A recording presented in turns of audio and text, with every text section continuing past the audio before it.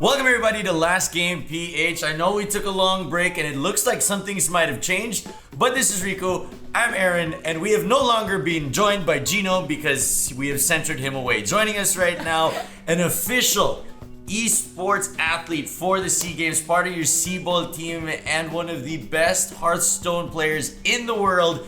We have Gia joining us on Last Game PH. Hello! Hi, what's up? I expected in the Philippines to sabi mo world bigla. So, okay. Alright, I'm pretty correct though, right? Yeah. You did. I guess I'll own it na. Yeah, there you go. That's super cool. What's your world ranking? Hearthstone doesn't have strict rankings, but I would say sa esports earnings, I'm actually in the top 15 females, like across all.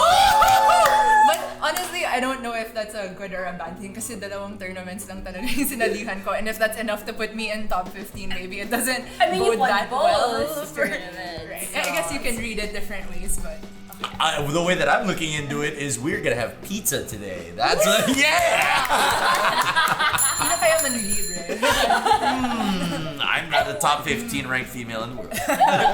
So we wanted to talk to Gia because the SEA Games are right around the corner. It's gonna be the first time that it is a sporting event that is this large that will be giving honor to esports, and that is something that both of you are very, very passionate about, that I wish I was a part of that esports scene. So with both of you here, let's talk about it. I mean, what is it like that for both of you on both different sides of it all, esports is getting this much recognition? Yeah. It's awesome, honestly. Growing up, I was never into traditional sports. I was always last pick for soccer, basketball, no matter what PE that our coach decided to inflict upon us. All of that. And so I always like competing though. Because I grew up as a gamer ever since, mostly my kuya's influence. So nowadays that it's becoming more accepted that you can compete in a different avenue that maybe uses more of just your hands and your brain. Yeah. That's so up my alley, and I'm really happy that it gets to be a career for me. I have a question. Did you ever expect that you'd get this far? Not at the beginning. I think for a lot of us, it started as maybe a hobby or something to do on the side while we pursue our, initial line of study or something like that. So I started competing just casually while in college, and then as I got more opportunities, and then when I finished school, I said maybe this can be my life.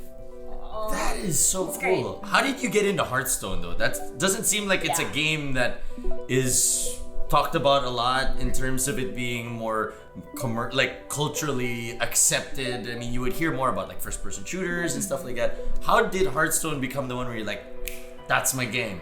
Yeah, I would say that ever since I kind of liked Yu-Gi-Oh! And Pokemon Yu-Gi-Oh! trading cards. Oh So, God. yeah, so growing up on that, and then just my background being RPGs and not so much competing, but the games that I seem to have a talent for were either puzzle games or wala naman malaking Tetris scene dito, unfortunately. There used to be. Unfortunately. I mean, I'm calling for it to be revived. But I had a talent for card games also, so after my friend introduced me to Hearthstone, sabi ko, this is like Yu-Gi-Oh! But simpler, and the card text is 2 lines instead of 2 paragraphs, like Yu-Gi-Oh! It's insane. Yeah. And it's completely digital, so that made it easier to connect to the community and to just rise up in the ranks. Is there any other card games that you play at the moment aside from Hearthstone?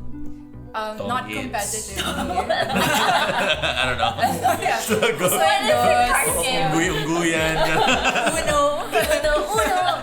I don't know how to play Uno. You don't have Uno. I don't have Uno. Stairs. Seriously, I don't know. Well, I don't know. Oh, see, How do you not know how to play Uno? Can we swear on broadcast? Yes, you can, I would you like can. to quote us. Not have Uno, dipshit.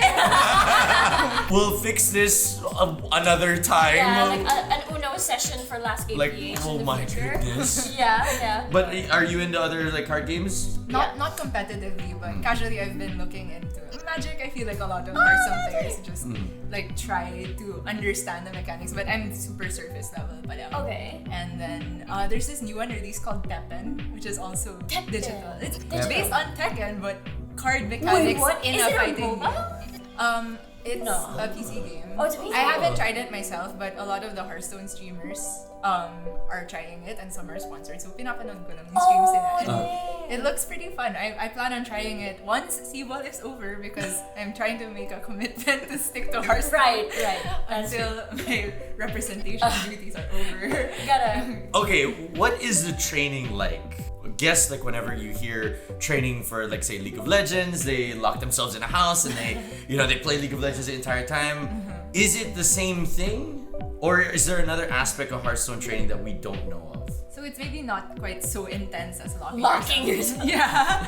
Scheduling wise, we're MWF around 6 hours a day, 6 to 7 sa Brand Esports headquarters na kakabukas lang. And it's really nice, which is great. I mean, it really helps motivate you when all your equipment is brand new and you have gaming chairs and mabilis yung net and hindi nag-DC because when I play at home, nag-DC ako. It really doesn't help, but in that environment. And also there's a lot of constant communication kasi dalawa kami sa team, me and Wayne Moon, and then we have our coach Chalk and the manager Pompey. We all play Hearthstone.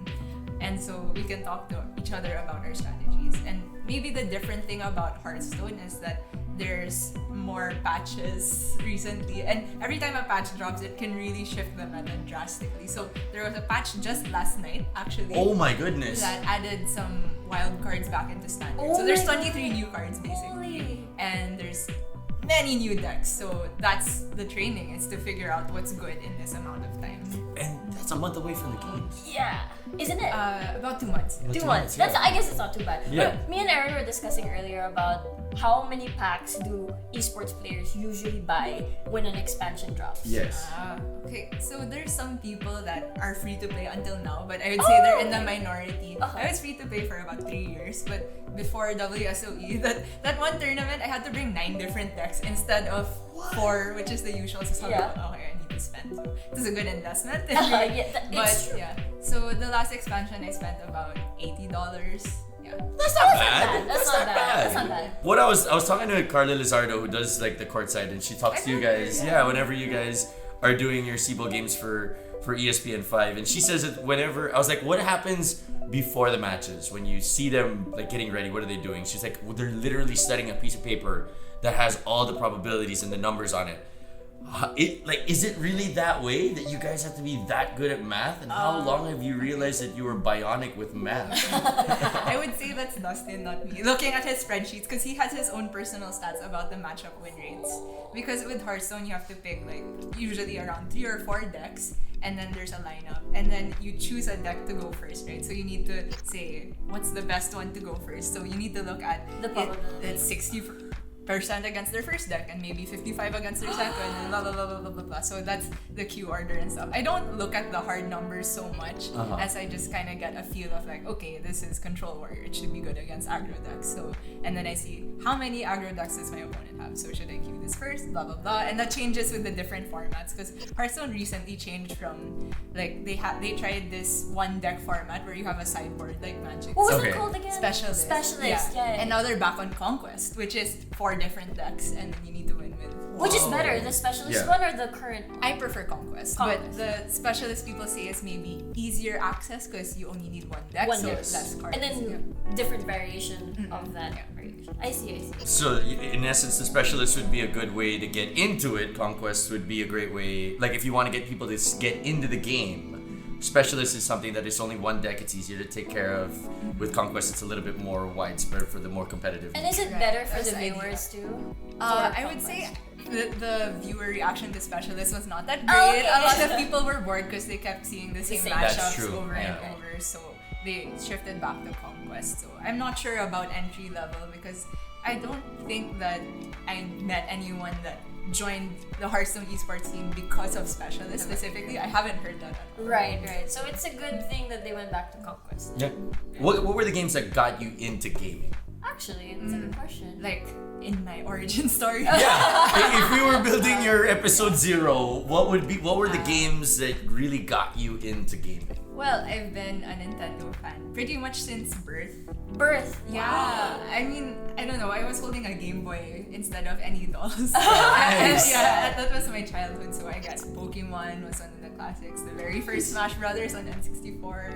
I had this favorite Kirby game on N64. I think it's called the Crystal Shards or something like that. Yeah. Never Yeah, played a Kirby game. And then, yeah, yung mga ganyang franchise, I've played almost every Pokemon. And yeah. So you're a big Link fan or Zelda? Yeah, series? Zelda is like very close to my heart as well.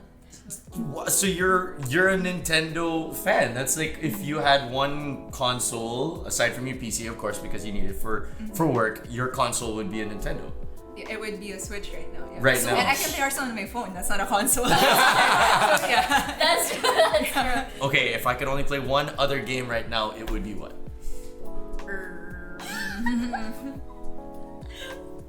Like, I would like to play Breath of the Wild for the first time again. If I could go back in time and erase my memories. Oh yeah. I think that's so nice. I It's really not just... fair answer. I know. Yeah.